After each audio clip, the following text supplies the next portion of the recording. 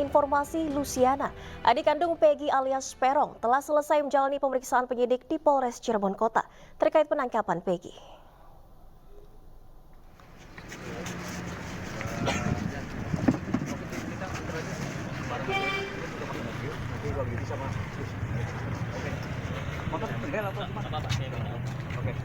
Sekitar pukul 16 waktu Indonesia Barat, Luciana, adik dari Peggy Setiawan atau Perong, keluar dari ruang penyidik Polres Cirebon Kota setelah menjalani pemeriksaan terkait penangkapan terhadap Peggy beberapa hari lalu di wilayah Bandung, Jawa Barat. Dari pemeriksaan, penyidik mempertanyakan seputar identitas dan kemungkinan mengetahui para terdakwa yang terlebih dahulu ditangkap.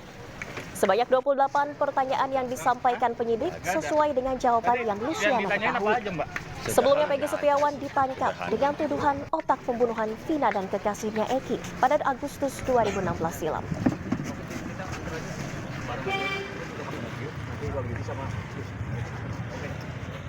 Polres Cirebon Kota. Ya, tadi pertanyaannya seputar, karena ini kan adiknya dari Peggy Setiawan. Peggy Setiawan. Jadi seputar pertanyaannya seputar keluarga, hubungannya apa, dan juga sempat ditanyakan, ditunjukkan foto-foto kakaknya, Peggy-nya. Terus yang kedua foto-foto pelaku yang lainnya yang sudah ponis. Kebetulan klien kami ini tidak mengenali dan tidak mengetahui mereka semua kecuali kakaknya. Pelan-pelan, Bu. Sebelumnya pemirsa, adik kandung tersangka Peggy Setiawan, Luciana, memenuhi panggilan pemeriksaan di Polres Cirebon Kota. Ia diminta memberikan keterangan terkait kasus pembunuhan Vina. Adik kandung Peggy Setiawan tiba di Polres Cirebon Kota pukul 11:25 waktu Indonesia Barat Selasa siang. Luciana datang memenuhi panggilan penyidik di Treskrimum Polda Jawa Barat untuk dimintai keterangannya sebagai saksi dalam kasus pembunuhan Vina dan Eki pada tahun 2016 silam. Tanpa berkomentar, Luciana langsung memasuki unit PPA Mapolres Cirebon Kota.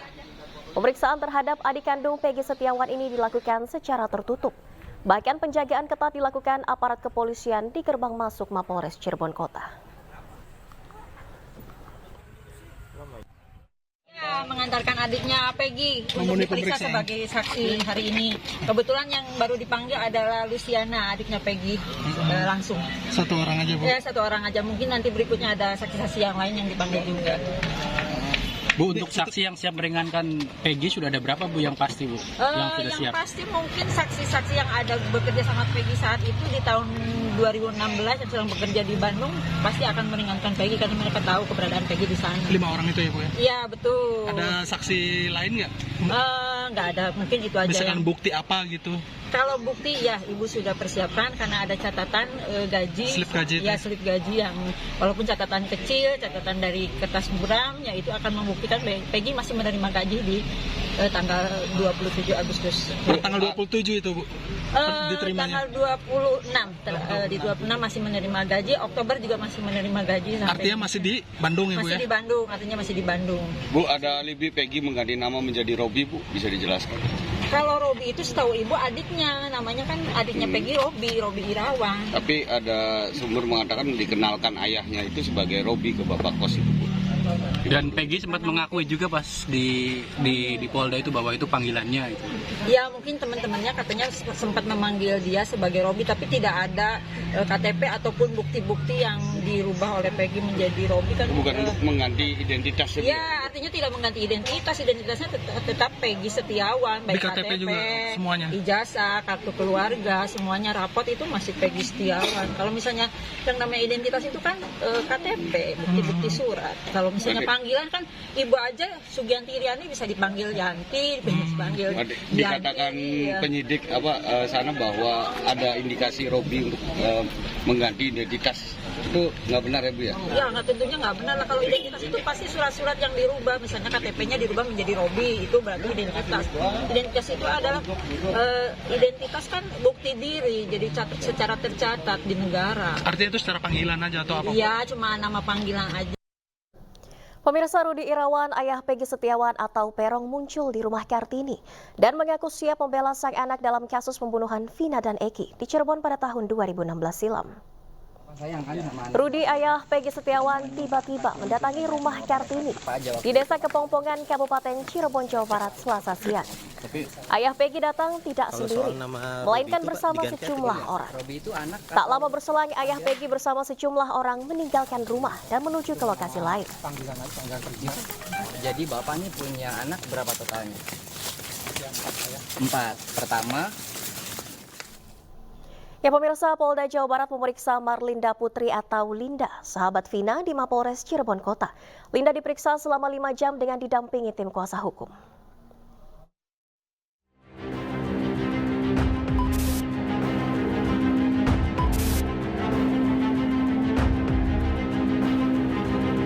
Teman almarhum Vina, Marlinda Putri atau Linda, akhirnya muncul ke publik. Linda menjalani pemeriksaan selama 5 jam di Mapolres Cirebon Kota dengan didampingi kuasa hukum dari tim Hotman Paris. Linda membantah jika selama ini bersembunyi. Pihaknya juga berusaha meluruskan kepada polisi atas tuduhan warganet yang menyudutkan dirinya. Linda berharap kasus ini segera berakhir dengan terang benderang dan tidak ada lagi yang dirugikan atas kasus ini. Di depan awak media, kuasa hukum Linda mengaku pernyataan yang dilontarkan penyidik berkisar identitas diri dan seberapa dekat perkenalan dengan Vina, termasuk pertanyaan terkait perkenalan dengan para terdakwa. Tapi secara keseluruhan dari 8 terpidana sekaligus Peggy, kenal nggak Mbak secara pribadi? Enggak. Nggak kenal sama sekali? Sama sekali. Saat kejadian lagi di mana, Mbak Linda? Ada di rumah. Kebetulan ada di rumah. Terakhir kontak dengan almarhum Vina sebelum kejadian berapa hari, Mbak? Sudah lama. Ada sebulan? Sebelum kejadian terbunuh? Sudah lama banget. Lebih dari 6 bulan mungkin. Memang Linda ini bukan orang yang dianggap sahabat si almarhum, hanya kenal satu tongkrongan karena cowoknya sama pacarnya Linda dengan si Eki dulu satu geng motor. Ada tekanan dari pihak lain untuk Linda? Nggak ada sama sekali. Oh, yang jejak backpacker itu ya?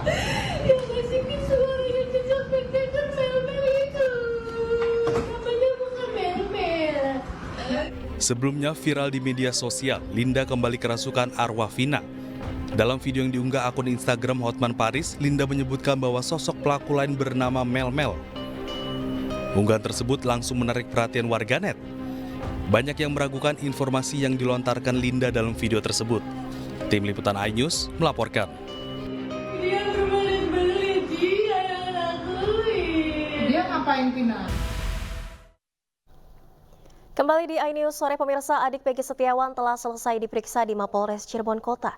Dan untuk mengetahui informasi selengkapnya, kami telah terhubung dengan rekan Toy Iskandar di kediaman orang tua Peggy Setiawan. Selamat sore, Toys. Apa saja keterangan yang digali penyidik pada pemeriksaan adik Peggy siang tadi? Ya, selamat sore Diana dan juga pemirsa. Saat ini saya berada di rumah salah satu ibu kandung Peggy Setiawan, Ibu Kartini, di mana rumah seperti di layar kaca Anda pemirsa saat ini nampak sepi, tidak ada aktivitas. Namun pada pagi dan siang tadi banyaknya sejumlah awak media yang berdatangan di rumah kediaman Peggy Setiawan tersebut. Bahkan Luciana yang merupakan adik Setiawan diperiksa dan dimintai keterangan di Polres Cirebon Kota. Didampingi juga dalam pengacaranya adiknya tersangka Peggy alias Pereng itu diperiksa selama hampir 4 jam lebih. Luciana sendiri dicecar 28 pertanyaan kesehari-harian Peggy hingga ditunjukkan foto-foto 8 tersangka lainnya juga. Dan Luciana juga mengaku tidak mengenali 8 tersangka lainnya yang sebelumnya juga tertangkap dalam kasus pembunuhan dan pemerkosaan Vina dan Eki pada tahun 2016 silam. Dan menurut Luciana pun, ia pun juga menurut kakaknya tidak merubah nama atau identitas dan menjadi Robi gitu. Dan adalah adik kandungnya Peggy karena mereka juga sempat pekerjaan di Bandung tersebut. Seperti itu, Nadia.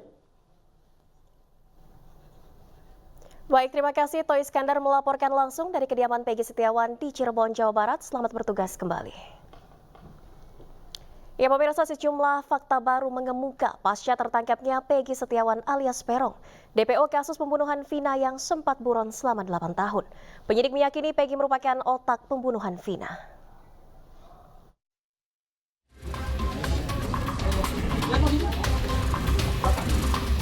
Inilah sosok Peggy Setiawan, DPO pelaku pembunuhan Vina dan Eki, yang sempat buron selama hampir 8 tahun. Dalam rilis resmi Polda Jawa Barat, penyidik menguak sejumlah fakta mengejutkan dalam kasus pembunuhan Vina dan kekasihnya Eki pada Sabtu 27 Agustus 2016. Yang pertama, Peggy Setiawan diyakini sebagai otak pembunuhan dua sejoli Vina dan Eki, serta melakukan pemerkosaan terhadap Vina pada malam terjadinya pembunuhan. Menyuruh dan mengejar korban Rizky dan korban Vina dengan menggunakan sepeda motor Honda Beat warna orange. Selanjutnya memukul korban Rizky dan korban Vina menggunakan balok kayu. Yang kedua, polisi meralat jumlah DPO yang sebelumnya disebut berjumlah 3 orang, kini menjadi 1 orang saja, yakni tersangka Peggy Setiawan yang telah ditangkap. Dengan demikian, total pelaku pembunuhan Vina berjumlah 9 orang. 5 keterangan berbeda dari tersangka itu ada yang menerangkan 3. Ada lagi menerangkan 3 dengan nama berbeda. Ada yang menerangkan 5, ada yang menerangkan 1. Setelah kami melakukan penyidikan lebih mendalam, ternyata 2 nama yang disebutkan selama ini itu hanya asal sebut. Jadi tidak ada tersangka lain, namun apabila nanti di kemudian hari muncul tersangka lagi ya kami akan periksa. Tetapi sejauh ini fakta di dalam penyidikan kami, tersangka atau DPO adalah 1, bukan 3. Jadi semua tersangka jumlahnya 9, bukan 11. Yang ketiga, selama buron Peggy Setiawan menempati indekos di Bandung dan menggunakan nama samaran Robi Irawan. PS adalah keponakannya. Hal ini dikuatkan dengan keterangan pemilik kos yang sudah kita minta keterangan. Demikian juga nama sudah diganti, bukan lagi PS tetapi menggunakan nama Robi. Yang keempat, atas perbuatannya Peggy Setiawan terancam hukuman mati atau pidana seumur hidup. Junto pasal 55 ayat 1 ke 1 KUH pidana dengan ancaman pidana mati, seumur hidup, dan paling lama 20 tahun. Kelima, polisi menegaskan tidak ada keterlibatan pejabat-pejabat tertentu dalam kasus pembunuhan ini. Tidak ada nama pejabat terlibat di sini. Kami sangat kooperatif dan transparan terkait penyidikan ini. DPO ya hanya 1, PS. Terkait dengan apapun yang disampaikan itu terserah silakan, tetapi kami tetap berpegangan atau berpatokan kepada fakta penyidikan. Dari Bandung, Jawa Barat, Tim Liputan iNews melaporkan. Pemirsa, teman Peggy Setiawan, Suharsono atau yang kerap dipanggil Bondol, mengatakan rekannya adalah korban salah sasaran. Suharsono mengklaim saat kejadian Peggy bersama dirinya sedang bekerja di Bandung.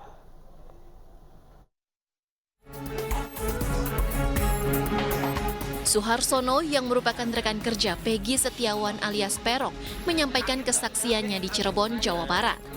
Menurutnya, Peggy Setiawan saat kejadian berada di Bandung. Ia meyakini teman sekaligus rekan kerjanya itu bukanlah pelaku kasus Vina Cirebon dan menjadi korban salah tangkap. Sebab Peggy Setiawan alias Peron pada tanggal 27 Agustus 2016 silam masih berada di Bandung, serta mengantarkan dirinya ke terminal untuk kembali ke Harjamukti, Kota Cirebon. Itu sih Peggy itu salah sasaran, salah tangkap. Ya salah tangkap. Bisa dijelaskan apa yang menyebabkan yakin itu salah tangkap? Yakin itu saya kerjanya bareng. Berangkat itu saya itu tanggal 21 Agustus, yang telepon ke saya, Bang Bondol lagi nganggur nggak? Kalau nganggur, ya berangkat aja ke Bandung, ada Parman, ada Ibnu. Pas gajian tanggal 27 Agustus 2016, saya pulang, nggak peka. Saya ngomong sama Peggy, Parman, Ibnu, sama Robi. Man, Peg, saya nggak peka lah, saya mau pulang. Ngomongin sama Pak Rubinya. Ya nanti gampang. Yo ya Bang Bondol, saya nganter. Jaya naik angkot. Tuh, sampai udah angkot datang, saya naik, yang nganter Robi, Ibnu, sama si Peggy. Tanggal berapa kan? Itu tanggal berapa kan? Tanggal 27 Agustus. Jam? Tahun 2016. Jamnya? Sekitar jam 8 saya naik angkot. Di Bandung ya? Iya. Jam 8 pagi apa malam? Malam. Jam 8 malam. Malam habis gajian. Saya langsung naik angkot ke Lui Panjang, naik mobil Godwill. Iya. Diantar si Peggy itu. Si Peggy-nya sampai ke angkot aja, nggak ke langsung terminal. Artinya Peggy saat itu memang ada di Bandung ya? Iya, masih ada di Bandung. Sekitar jam 11-an lebih atau kurang lah. Sampai ke Cirebon di kilometer 202. Turun saya. Di kolong jembatan. Iya, kolong jembatan. Kolong jembatan alun berarti. TKP itu ya? Iya. Terus saya jalan kaki. Naik ke atas.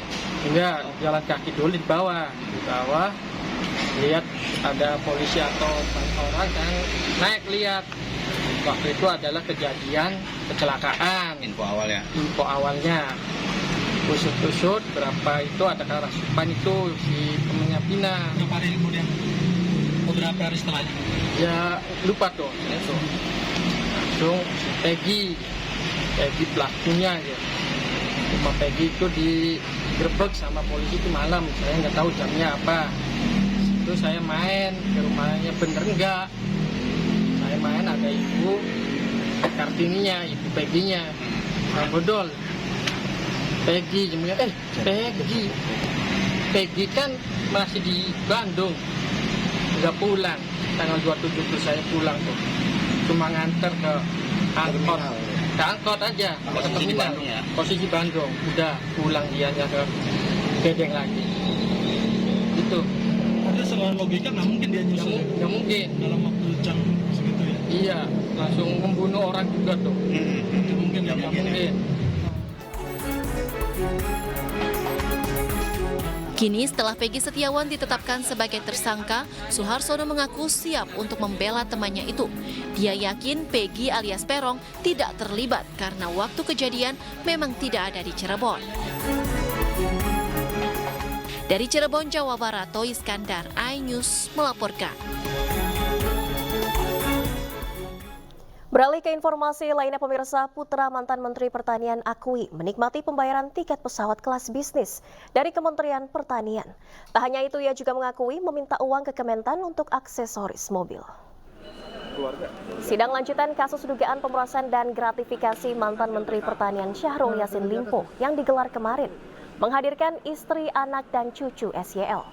Mereka adalah Ayun Sri Harahap, Kemal Redindo, dan Andi Tenri Bilang. Di depan majelis hakim, anak Syahrul Yassin Limpo, Kemal Redindo, mengakui kerap menikmati terbang dengan pesawat kelas bisnis dari Kementerian Pertanian.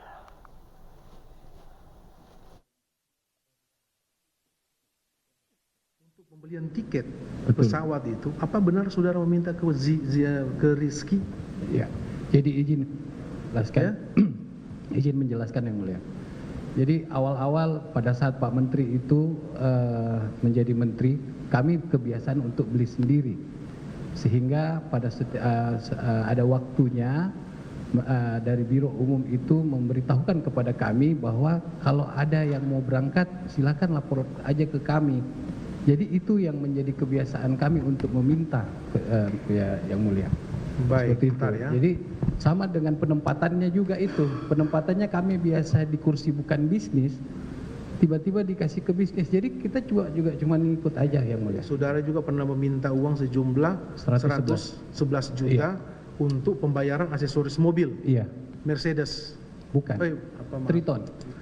Iya. Antara Triton dan Hilux karena dua-duanya mobil dinas di saya. Mobil ada di Makassar. Hilux. Iya. Toyota ya. Toyota Hilux dengan Mitsubishi Triton. Mitsubishi. Siap. Itu benar saudara minta melalui Alianti. Ya, jadi izin yang mulia menceritakan bahwa waktu Sukim berkunjung ke Makassar, dia menanyakan ada yang bisa dibantu nggak? Saya bilang ini bisa dibantu nggak Pak Sukim? Jadi biasanya orang dari kementerian yang menawarkan untuk betul yang mulia. Melayani. Iya, karena pada saat melayani Pak Menteri dan keluarga ya. Betul yang mulia. Biasanya kan ditawari ke Pak Menteri itu bukan ke anak-anaknya. Iya. Tapi saudara juga menerima tawaran itu. Tak hanya itu pemirsa, cucu Syahrul Yassin Limpo, Andi Tenri Bilang Radiansyah, atau yang kerap dipanggil Bibi, menyatakan selama menjabat sebagai staf ahli Kementan, ia tak hadir di kantor setiap hari. Namun setiap bulannya Bibi mendapat kenaikan honor hingga 10 juta rupiah. Itu kan menjadi staf ahli. Saudara digaji kan? Diberi gaji per bulan, benar enggak? Setahu saya digaji, Yang Mulia. Digaji. Gaji itu saudara terima sendiri atau melalui transfer? Bagaimana? Ditransfer? Ditransfer. Ditransfer. Saudara terima berapa? Seingat saya 4 jutaan. Pertama ya? Awalnya 4 juta. 4 jutaan. 4 juta. Saudara dapat SK untuk sebagai staf ahli? Pada saat itu ada SK-nya, Yang Mulia. SK, siapa yang tanda tangan SK itu? Saya tidak perhatikan, Yang Mulia. Saudara tidak perhatikan. Baik, saudara tidak perhatikan ya. Awalnya saudara menerima 4 juta per bulan. Iya, Yang Mulia. Apakah setelah saudara menerima SK tadi yang saudara lupa siapa yang tanda tangan, apakah saudara masuk kantor sebagaimana biasanya? Pernah tidak saudara masuk? Terima kasih Anda masih di iNews Sore pemirsa. Pemerintah mewajibkan pekerja, baik PNS, pegawai swasta maupun pekerja mandiri atau freelancer, untuk ikut program simpanan tabungan perumahan rakyat atau TAPERA. Berdasarkan aturan ini, gaji para pekerja akan dipotong sebesar 3% setiap bulannya.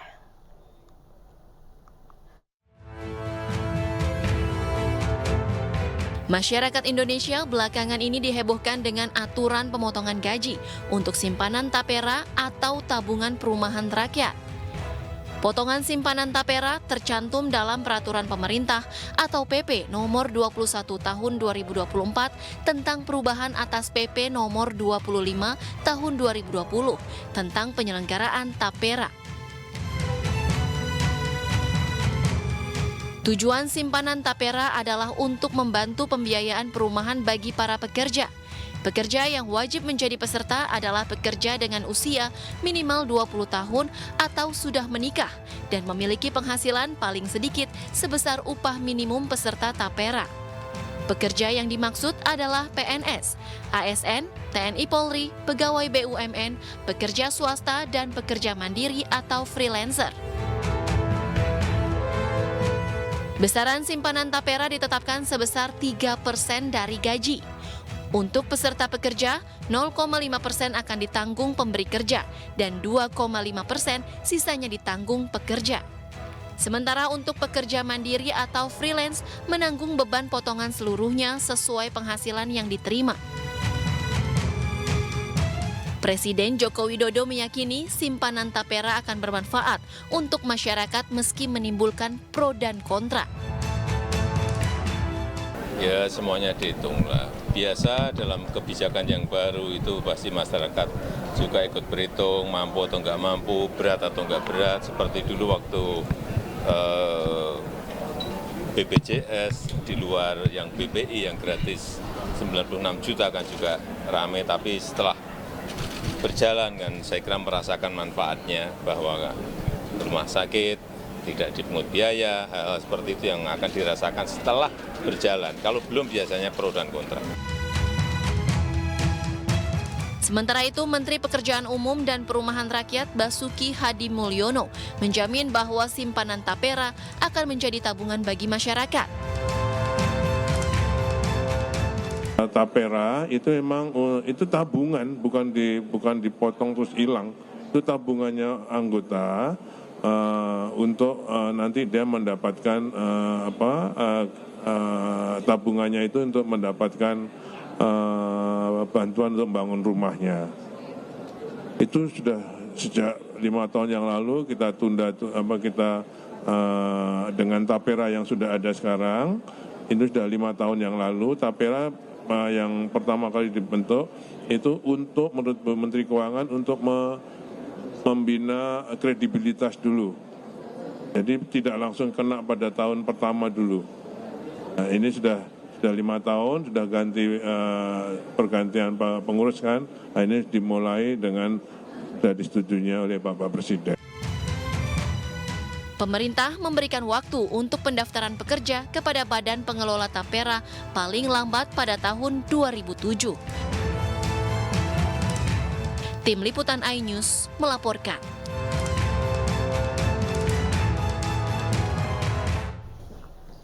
Ya, pemirsa, aturan program simpanan tabungan perumahan rakyat atau TAPERA menuai pro dan kontra di kalangan pekerja. Sebagian pekerja keberatan karena gajinya harus dipotong 3%. Namun sebagian setuju untuk tabungan di masa depan. Setuju ya, tapi ini kan peraturan pemerintah baru, jadi kita mau nggak mau, walaupun gaji nggak naik juga tetap harus terima sih. Menurut saya itu harusnya opsional aja ya, kan orang juga sekarang dengan biaya yang makin tinggi, terus ada wacana juga katanya biaya listrik mau naik juga, itu opsional lah. Kalau menurut saya sih, kalau buat pribadi saya setuju ya, karena itu membantu buat kaum muda seperti saya yang punya pengen punya rumah ya. Cuman ya kembali lagi ke masing-masing, mungkin ada yang nggak setuju juga karena mungkin mereka sudah kecukupan punya rumah atau ada warisan dari orang tua begitu. Mungkin 50-50 ya, 50-50 gitu ya. Mungkin di satu sisi bagus gitu, kayak jadi biar konsumerisme pekerja-pekerja sekarang tuh jadi kayak dipaksa buat nabung gitu. Tapi di satu sisi juga mungkin udah ada yang punya rumah dan punya kebutuhan yang lebih mendesak lain gitu, atau misalkan masih kontrak atau masih ngekos, jadi bisa untuk beli. Ya, pemirsa, kebijakan pemotongan gaji untuk simpanan tabungan perumahan rakyat dinilai cukup memberatkan, baik bagi pekerja swasta dan bahkan pekerja mandiri atau freelancer. Apalagi kebijakan ini dilakukan tanpa sosialisasi terlebih dahulu dari pemerintah. Kebijakan PP 21 itu memang jujur membebani masyarakat ya, sangat bagi masyarakat, karena di dalam PP 21 itu tidak saja mengatur bagi mereka yang bekerja di perusahaan itu karyawan tetap ya, tetapi juga mengatur yang mandiri atau dalam kategori freelance. Nah, itu yang menurut saya agak memberatkan itu. Kalau yang kategori karyawan itu yang di bawah perusahaan itu kan ada tanggung jawab perusahaan kan, karena di situ ada 0,25 lah atau berapa gitu, dari 3%. Misalnya kalau UMP Jakarta ini 5 juta, berarti dia harus membayar 150.000. 150.000 itu berarti yang karyawannya membayar 125.000, sementara yang 25.000 ditanggung oleh perusahaan. Nah, cuman ini kan perusahaan jadi berat juga. Kalau karyawannya sampai 1.000 misalnya nanggung seperti itu, apakah itu akan efektif aturan itu? Nah, kemudian bagi karyawan mandiri yang freelance yang berat sekali harus menanggung sendiri. Tanpa ada keringanan-keringanan. Nah, kalau ini berlanjut tentu kemudian berat bagi kategori terkait dengan tumpang tindihnya aturan sebelumnya, karena kita ada jam sostek ya atau BPJS ketenaga kerjaan. Nah, itu kita juga dapat potongan kan, Pak? Nah, itu kan ada potongannya, apalagi mereka yang ngambil untuk renovasi rumah, untuk dapat rumah juga KPR, yang sudah punya KPR gimana?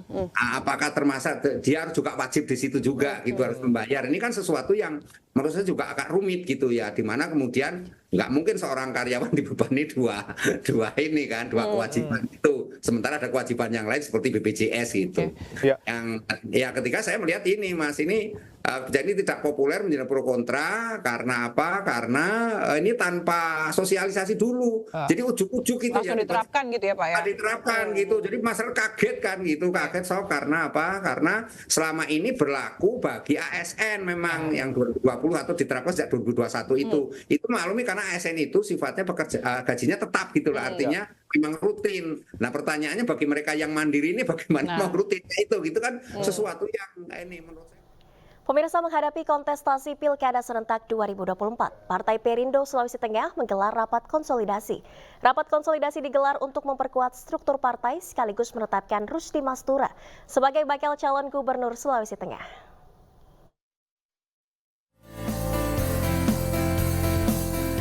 Rapat konsolidasi DPW Partai Perindo Sulawesi Tengah diikuti seluruh pengurus DPD, DPC, dan DPRT se-Kabupaten Sigi. Rapat yang dihadiri langsung Ketua DPP Partai Perindo Bidang Ideologi dan Kaderisasi, Roni Tanusaputra ini, membahas strategi pemenangan Partai Perindo di Sulawesi Tengah dan Kabupaten Sigi khususnya pada Pilkada 2024 mendatang. Dalam rapat konsolidasi ini juga menetapkan Rusdi Mastura sebagai bakal calon gubernur Sulteng yang akan didukung Partai Perindo pada Pilgub 2024. Bagaimana bersama-sama ya meyakinkan masyarakat untuk memilih Perindo ya, dan bersyukur di Sigi dari yang 0 bisa mendapatkan 2 kursi. Untuk gubernur kita hanya punya 1 calon, yaitu Bapak Rusdi Mastura. Konsolidasi yang fungsinya semakin memantapkan kesiapan struktur untuk pemenangan elektoral untuk kepentingan pemilu kepala daerah, baik gubernur maupun bupati di Kabupaten Sigi. Partai Perindo Sulawesi Tengah memiliki 24 kursi di DPRD Provinsi dan Kabupaten Kota yang akan menjadi kekuatan dalam memenangkan Pilkada serentak 2024 mendatang. Dari Palu, Sulawesi Tengah, Jamie Hendrik, iNews melaporkan. Menggunakan balok kayu, lalu memperkosa korban Vina dan membunuh korban Vina dengan cara dipukul menggunakan balok kayu. Kemudian membawa korban Rizky dan korban Vina menuju flyover. Nah, jadi memang PS merupakan otak pelaku. Jadi ketika mereka kumpul-kumpul sesama geng motor, kalau mereka dibilang monreker, mereka manakala ada kelompok ekstasi yang lewat di jalan itu, mereka sering lempar dengan batu. Itu yang terjadi. Junto pasal 55 ayat 1 ke 1 KUH pidana dengan ancaman pidana mati, seumur hidup, dan paling lama 20 tahun. Pengadilan ya, tentu harus didampingi oleh tersangka ya. Sudah cukup. Sudah ya. Tunggu. Agar tertib rekan-rekan. Ya, tunggu. Sabar. Tunggu, sabar ya. Sabar. Kembali lagi dalam iNews Sore, kali ini bersama saya Fani Imaniar. Pemirsa, misteri kasus pembunuhan Vina dan Eki memantik atau kembali memantik perhatian publik usai film horor karya Anggi Umbara berjudul Vina sebelum 7 hari tayang di bioskop. Berikut kilas balik kronologi pembunuhan, penangkapan para pelaku, akhir pencarian dalang pembunuhan hingga polisi yang meralat jumlah DPO. Ya, pada Sabtu malam tanggal 27 Agustus 2016, Vina dan kekasihnya, Rizky alias Eki, serta beberapa rekannya sedang mengendarai sepeda motor di Kecamatan Talun, Kabupaten Cirebon, Jawa Barat. Kemudian sekelompok geng motor sadis mendekati mereka. Naas, Vina dan Eki terjatuh sementara rekan-rekannya berhasil menyelamatkan diri. Keduanya lalu dianiaya hingga tewas, bahkan Vina diperkosa secara bergiliran sebelum ia dibunuh. Jasad kedua korban lalu dibuang ke bawah flyover dan dibuat seolah-olah sebagai korban kecelakaan lalu lintas. Kemudian pemirsa, terkait dengan keluarga Vina yang kemudian menemukan kejanggalan pada luka di sekujur tubuh gadis berusia 16 tahun tersebut, polisi kemudian melanjutkan penyelidikan hingga diketahui Vina dan Eki meninggal dunia akibat kebrutalan geng motor. Polisi menyebut ada 11 pelaku yang terlibat. 8 pelaku berhasil ditangkap, 7 diantaranya dijatuhi hukuman penjara seumur hidup, sementara 1 pelaku yang kebetulan masih di bawah umur divonis 8 tahun penjara. Namun 3 pelaku masih buron hingga bertahun-tahun kemudian. Dan 3 pelaku yang masuk dalam daftar pencarian orang atau DPO di kepolisian adalah Andi, Dani, dan Peggy alias Perong yang disebut-sebut sebagai dalang pembunuhan Vina dan Eki. Kemudian pemirsa, 8 Mei 2024 film berjudul Vina sebelum 7 hari karya sutradara Anggi Umbara dirilis. Siapa sangka film horor yang berkisah tentang pembunuhan sadis oleh geng motor terhadap sejoli di Cirebon, Jawa Barat ini jadi viral. Publik pun kembali bertanya-tanya atas teka-teki kasus yang dianggap belum selesai ini. 8 tahun lamanya pemirsa. Terlebih 3 pelaku disebut masih buron dan polisi didesak untuk segera mengungkap tabir misteri kasus penganiayaan, pemerkosaan, dan pembunuhan Vina serta Eki ini.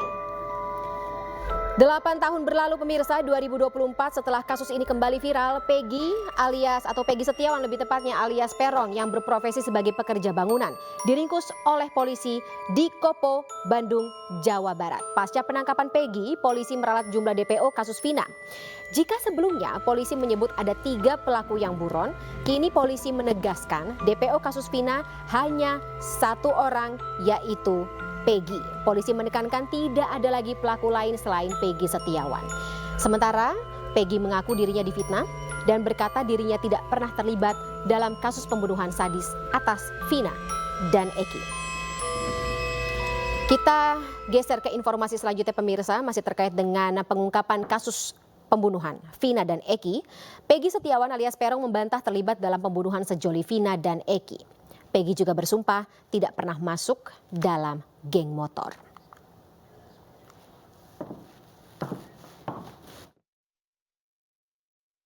Saya tidak pernah melakukan itu. Saya tidak pernah melakukan itu, Pak. Saya bukan otak. Saya bukan pembunuhan. Agar tertib, saya rela mati. Tunggu, sabar. Tidak. Tahu keadilan saya itu. Nama gaul saya. Saya tidak pernah melakukan pembunuhan itu. Ini difitnah. Saya rela mati. Saya rela mati, Pak. Tidak. Saya tidak pernah bersalah. Keterangan yang tadi benar semua, Pak? Tidak. Saya tidak ikutan geng apa-apa. Apakah Anda memperkosa? Tidak, sama sekali. Ini adalah fitnah. Kalian jadi saksi jika saya ada apa-apa. Saya rela mati, Pak. Ya, Peggy membantah semua tuduhan dan mengaku difitnah. Sementara 2 dari 3 DPO dianulir setelah Peggy tertangkap, serta adik Peggy Setiawan ikut diperiksa oleh polisi. Untuk membahasnya lebih lanjut, kami sudah terhubung dengan kuasa hukum adik Peggy Setiawan, Yudia Alamsyah, dan Kabareskrim Polri periode 2008 hingga 2009, Susno Duaji. Selamat malam, saya sapa terlebih dahulu, Bapak-bapak. Selamat malam para pemirsa. Baik, saya ke kuasa hukum terlebih dahulu. Kalau saya konfirmasi lagi akan ada pra-peradilan, betul? Insya Allah secepatnya. Rencananya kapan dan apa saja yang sudah dipersiapkan saat ini, Pak?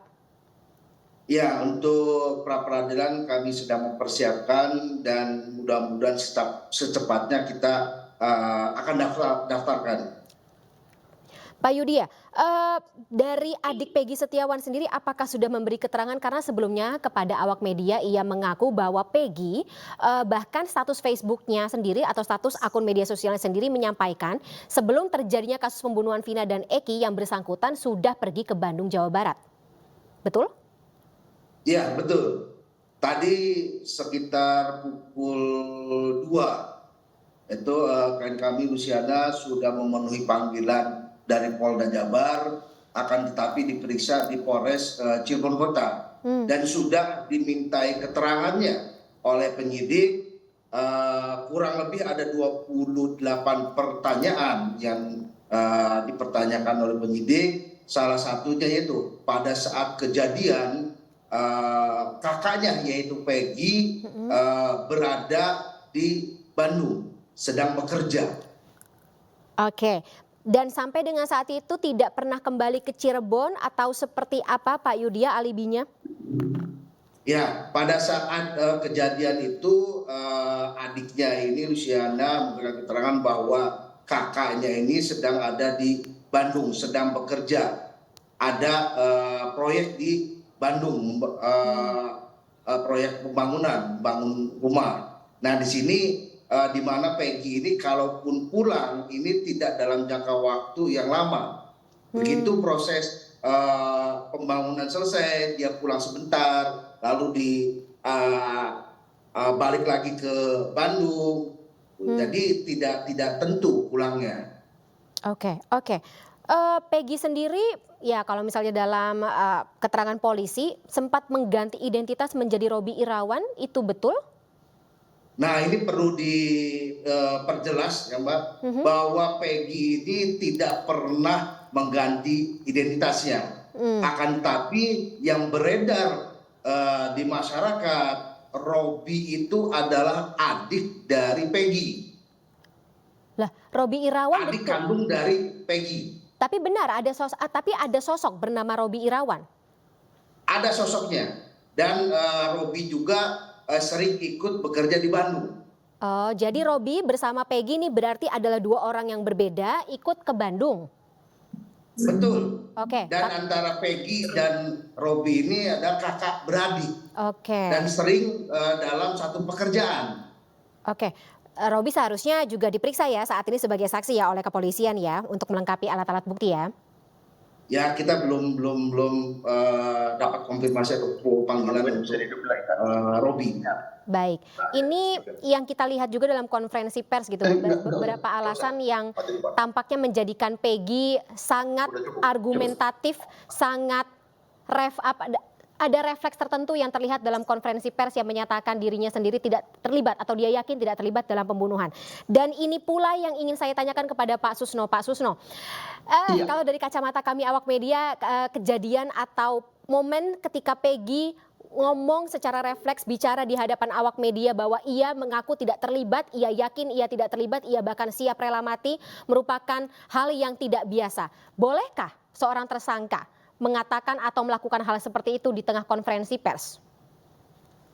Sangat-sangat boleh ya, tidak ada larangan. Jangankan di depan konferensi pers, di depan penyidik juga boleh waktu pemeriksaan, bahkan di depan sidang pengadilan mencabut berita acara pun boleh. Persoalannya kan harus dikuatkan dengan bukti ya, tidak cukup hanya dia omong. Oh saya tidak. Nah bukti itu tidak cukup hanya omongan dirinya, tidak cukup hanya saksi, tapi ada alat-alat bukti yang lain. Boleh-boleh saja dan itu harus dilakukan supaya keadilan tegak gitu. Dan polisi juga sangat menghargai, hakim jaksa pun sangat menghargai, pengacara pun juga begitu. Jadi kita tidak ada dalam hal ini satu, kalau alat penegak hukum yang benar ya, baik jaksa, polisi, hakim, termasuk advokat yang ingin menghukum orang tidak bersalah, dosanya besar. Tapi kita juga tidak ingin juga ada orang yang bersalah bebas berkeliaran. Begitu, boleh-boleh saja. Nah, kalau bicara mengenai orang yang bebas berkeliaran, Pak Susno, ada yang juga bikin bingung ketika DPO yang tadinya jumlahnya 3 kemudian direvisi tanda kutip jadi 1. Menurut pandangan Anda? Tidak boleh direvisi, ya, tidak boleh dihilangkan, tidak boleh diapakan. Yang boleh kalau memang ada ya harus ada, kalau tidak ada ya harus dibuktikan tidak ada. Jadi kalau ada harus dibuktikan ada. Jadi polisi siapapun juga tidak boleh ngomong, apalagi ngomongnya dengan langsung itu tidak ada. Itu apa namanya? Asal-asalan nggak boleh. Itu fiktif nggak boleh karena itu sudah menjadi tercatat di dalam produk hukum berupa dalam putusan majelis hakim. Cara memang kalau itu tidak ada ya buktikan tidak ada. Misalnya sudah dicari ke tempat alamat, dibuat berita acara pencarian, dibuat berita acara dari RT, berita acara dari siapa yang menyatakan bahwa itu tidak ada. Kemudian yang menyatakan nama itu ada dari mana? Penyidik dapatnya. Oh dari para saksi, oh dari para yang sekarang menjadi terpidana diperiksa lagi.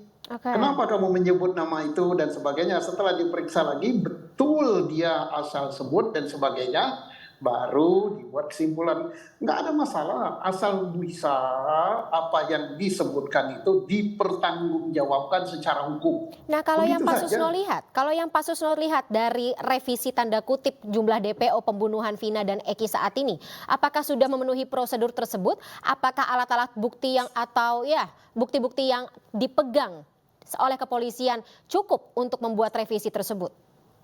Saya tidak bisa mengatakan cukup, tidak bisa mengatakan tidak cukup karena saya kan tidak menjadi pemeriksa, tidak memeriksa ya.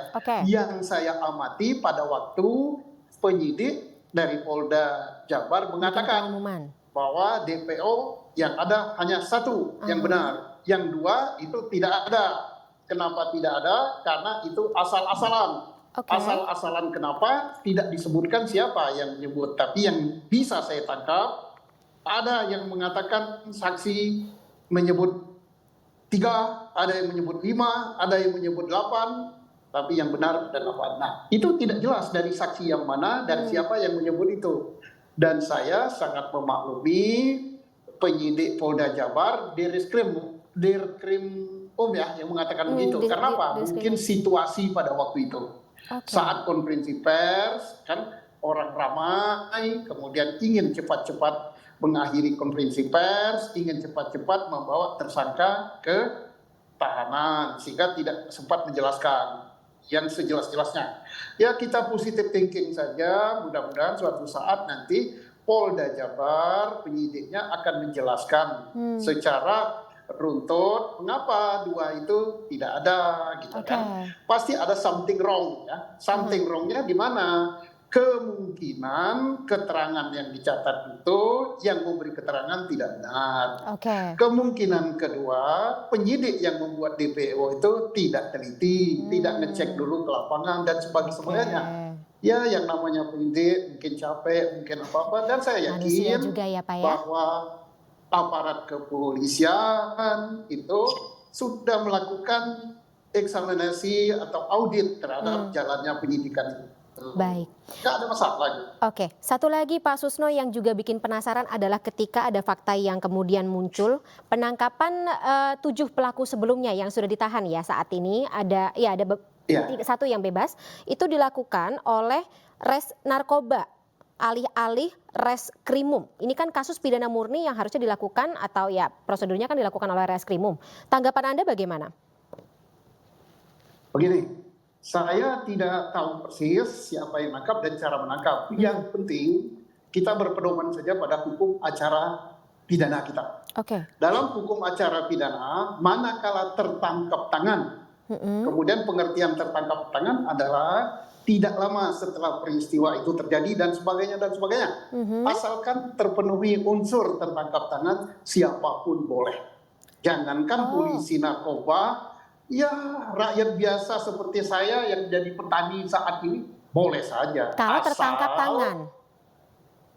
Setelah ditangkap diserahkan kepada yang berwenang. Tidak boleh saya sudah menjadi rakyat begini terus memberita acara, menyidik dan sebagainya. Tidak boleh. Jadi tidak ada SOP yang dilanggar. Syaratnya pertama tertangkap tangan. Tertangkap tangan. Apakah apakah para tersangka pada waktu itu 8 tahun yang lalu yang sekarang menjadi terhukum itu tertangkapnya memenuhi definisi tertangkap tangan apa tidak? Saya nggak tahu. Saya kira penyidik tidak sembarang. Mari kita lihat aja nanti. Baik Pak Susno. Pak Yudya mungkin sudah mendengarkan tadi penjelasan dari Pak Susno Pak Susno Duaji yang kebetulan menjabat sebagai Kabar Reskrim juga. Apakah hal-hal ini lagi-lagi faktor-faktor bukan faktor kami menyebutnya poin-poin tertentu menjadi sebuah amunisi untuk melakukan pra-peradilan khususnya dan tentunya dilengkapi dengan keterangan Peggy Setiawan yang saya konfirmasi lagi sampai dengan saat ini masih meyakini tidak terlibat dalam pembunuhan Vina dan Eki. Betul? Ya, betul. Apa-apa saja yang Anda siapkan? Ya kami juga sedang mempersiapkan bahan untuk pra-peradilan. Ya, tadi juga dari Pak Susno Duaji, saya ucapkan terima kasih masukannya, karena kami intinya ingin memperjuangkan keadilan bagi klien kami, yaitu Peggy Setiawan. Itu poin yang terpentingnya.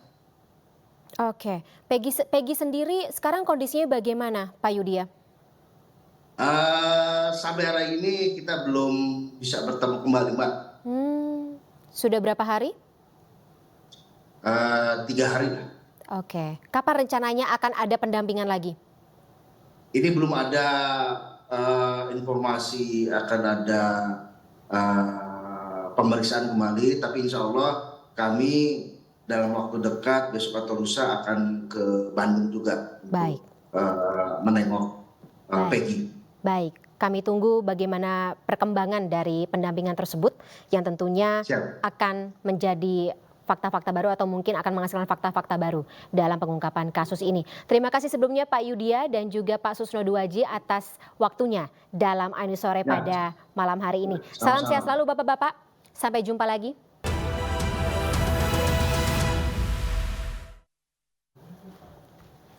Pemirsa, Rudi Irawan, ayah Peggy Setiawan atau Peron muncul di rumah Kartini dan mengaku siap membela sang anak dalam kasus pembunuhan Vina dan Eki di Cirebon tahun 2016. Rudi, ayah Peggy Setiawan, tiba-tiba mendatangi rumah Kartini di Desa Kepongpongan, Kabupaten Cirebon, Jawa Barat. Ayah Peggy datang tidak sendiri, melainkan bersama dengan sejumlah orang. Tak lama berselang, ayah Peggy bersama sejumlah orang meninggalkan rumah dan menuju ke lokasi lain. Jadi Bapak ini punya anak berapa totalnya? 4. Pertama Peggy, yang kedua, yang ketiga, yang keempat. Berarti Bapak membantah bahwa Sementara itu, Luciana, adik kandung Peggy alias Peron, telah selesai menjalani pemeriksaan penyidik di Polres Cirebon Kota terkait penangkapan Peggy. Sekitar pukul 16 waktu Indonesia Barat, Luciana, adik dari Peggy Setiawan atau Peron, keluar dari ruang penyidik di Polres Cirebon Kota setelah menjalani pemeriksaan terkait penangkapan terhadap Peggy beberapa hari lalu di wilayah Bandung, Jawa Barat. Dari pemeriksaan, penyidik mempertanyakan seputar identitas dan kemungkinan mengetahui para terdakwa yang terlebih dahulu ditangkap. Sebanyak 28 pertanyaan yang disampaikan penyidik sesuai dengan jawaban yang Luciana ketahui. Di Polres Cirebon Kota. Ya, tadi pertanyaannya seputar, karena ini kan adiknya dari Peggy Setiawan. Jadi seputar pertanyaannya seputar keluarga, hubungannya apa, dan juga sempat ditanyakan, ditunjukkan foto-foto kakaknya, Peggy-nya. Terus yang kedua foto-foto pelaku yang lainnya yang sudah ponis. Kebetulan klien kami ini tidak mengenali dan tidak mengetahui mereka semua kecuali kakaknya. Benar Bu. Bu Yanti. Sehat Bu Yanti. Sebelumnya, adik kandung tersangka Peggy Setiawan, Luciana, memenuhi panggilan pemeriksaan di Polres Cirebon Kota. Dengan didampingi kuasa hukum, Luciana, adik kandung Peggy Setiawan, tiba di Polres Cirebon Kota pukul 11.25 waktu Indonesia Barat, Selasa siang. Luciana datang sebagai saksi dalam kasus pembunuhan Vina dan Eki tahun 2016 silam.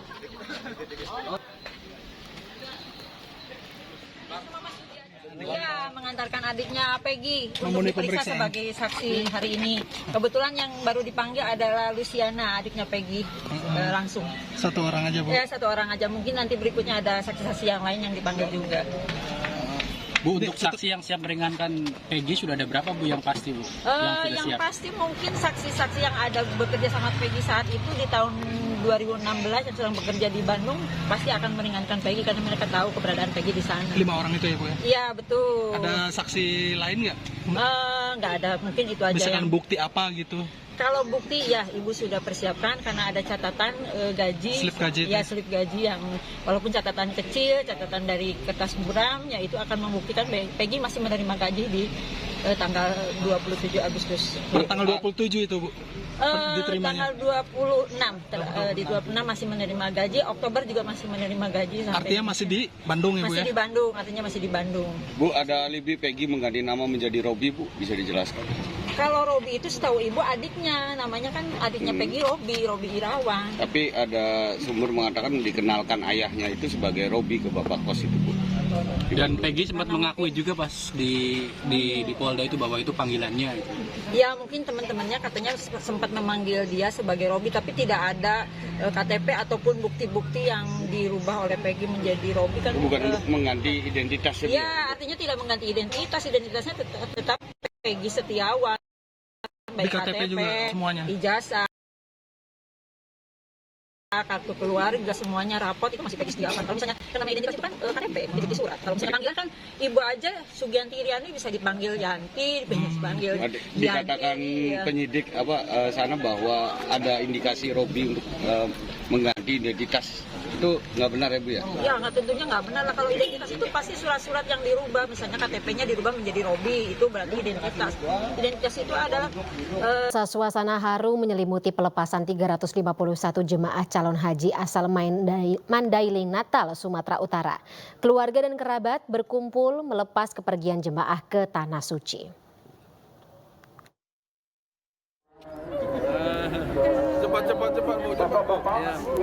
Ribuan warga memadati pelataran Masjid Agung Nur Ala Nur Panyabungan, Mandailing Natal, Sumatera Utara. Melepas keberangkatan keluarga dan kerabatnya yang akan diberangkatkan ke Tanah Suci untuk menunaikan ibadah haji tahun ini. Suasana haru pun mengiringi keberangkatan 351 jemaah calon haji asal Mandailing Natal yang tergabung dalam kloter 15 embarkasi Medan. Para jemaah calon haji diberangkatkan terlebih dahulu menuju asrama haji Medan sebelum bertolak ke Tanah Suci Mekah. Pada pelaksanaan haji tahun ini, jemaah calon haji asal Mandailing Natal tergabung dalam 3 kloter, yakni kloter 3, kloter 15, dan kloter 25 embarkasi Medan. Namun 2 jemaah calon haji batal diberangkatkan karena sakit, dan belum diketahui apakah akan menyusul pada kloter selanjutnya atau ditunda keberangkatannya tahun depan. Dari Mandailing Natal, Sumatera Utara, Ahmad Hussein Lubis, iNews melaporkan. Sementara Kementerian Haji Arab Saudi menerjunkan petugas perempuan untuk mendukung haji ramah lansia. Salah satunya Nuran Esam, dokter di klinik Bandara Jeddah yang dikenal ramah terhadap jemaah calon haji asal Indonesia.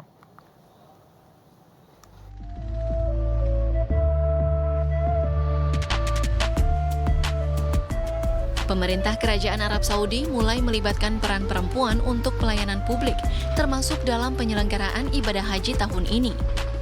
Puluhan petugas perempuan hilir mudik melayani jemaah calon haji Indonesia yang tiba di Bandara Jeddah, Arab Saudi, mulai dari urusan administrasi hingga layanan kesehatan. Salah satunya Nuron Esam, dokter yang bertugas sebagai koordinator klinik Sultan Abdullah di Bandara Jeddah. Demi melayani jemaah, Nuron tak ragu untuk masuk ke pavilion haji Indonesia. Banyaknya jemaah calon haji lansia serta perbedaan cuaca yang cukup ekstrim membuat Nuron merasa bertanggung jawab untuk memastikan kesehatan jemaah. Khususnya terkait rawannya penyebaran virus influenza saat prosesi puncak haji di Arafah, Musdalifah, dan Mina. Hopefully increase the awareness for sure, and they will be much more knowledgeable about how to protect themselves from the viruses that is around us and from the crowdness that they might face in the Hajj season. Dengan ramah dan tak kenal lelah, dokter 31 tahun ini mendatangi satu persatu jemaah untuk memberikan tips singkat terkait kesehatan. Baginya, visitasi dan penyuluhan kesehatan ke jemaah bukan sekedar tanggung jawab profesi, tapi juga menjadi ladang pahala. And second of all, to have ajr from Allah. You know that this is our job as a health educator, and it's better for them to know exactly what is the role in the community to protect themselves again and others. Meski ada kendala bahasa, namun jemaah cukup mudah memahami penjelasan Nuron. Ya, tadi ada 2 dokter, laki-laki dan perempuan. Laki-laki cukup ramah dan perempuannya lebih ramah lagi. Ada kita punya banyak perempuan juga, ibu-ibu yang udah lansia, dan itu cukup informatif ya. Puluhan petugas kesehatan Kementerian Haji dan Umroh Arab Saudi yang diterjunkan di Jeddah, Mekah, dan Madinah nantinya akan berkolaborasi dengan petugas kesehatan haji Indonesia, terutama saat pelaksanaan Ar-Musna. Dari Jeddah, Arab Saudi, Suhud Nur Fadli, iNews, anggota Media Center Haji 2024,